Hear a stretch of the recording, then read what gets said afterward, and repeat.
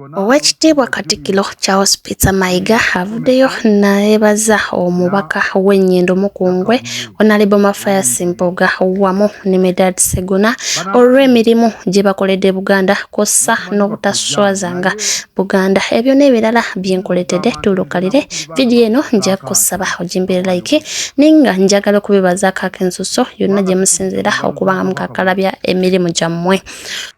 Nze bbanga lyonna mbagamba nti nze njagala munnabyabufuzi munnabyabufuzi ava mu Buganda ng'ategeera ensonga za Buganda ssemasonga 5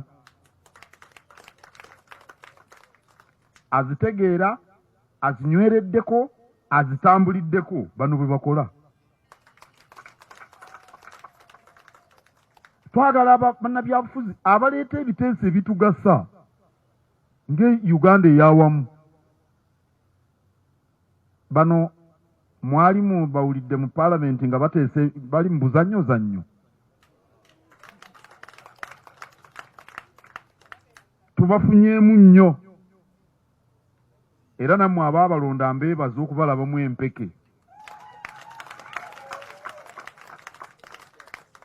Awo nno basebo mbeebaza nennyabo naawe nkwebaza naye kansoosowaze bano bakkojjange kubanga era be baakusookayo kubanga batukoze bulungi. Twandiswadde nnyo singa baatuuka eyo ne baddaawo kuzina amazina ga ddiikuula.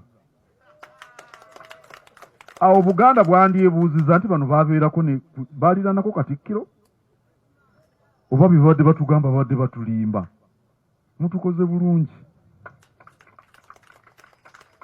Tulina ebyobufuzi ennaku zino ebyakaleega bikya.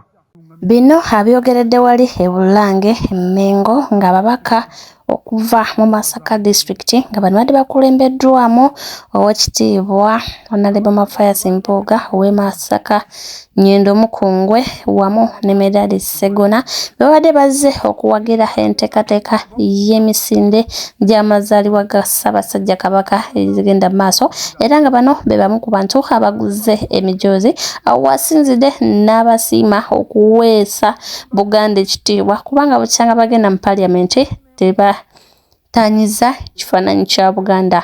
Ate ebyo nga tubitadde ku bali ye Katikiro ayongedde n'atangaza ku nsonga nti Honorable Mafayasi Mpuuga wamu ne Medad Segona bwe bagendera mu paliamenti y'omu ku bantu abali against era nga tekyamusanyusa naye oluvannyuma lw'okulaba omulimu gwe bakoze mu paliamenti yamala n'abakkiriza era n'abasonyiwa.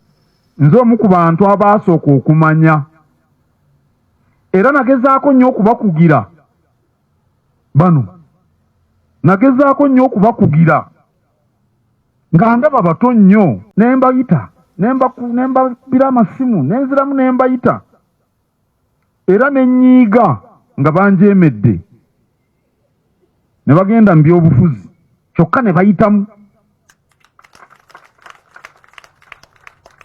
Naye nanyiigulukuka mangu kubanga eyo gye baagenda mu paalamenti bakozeyo ebinene bingi ebirabibwa.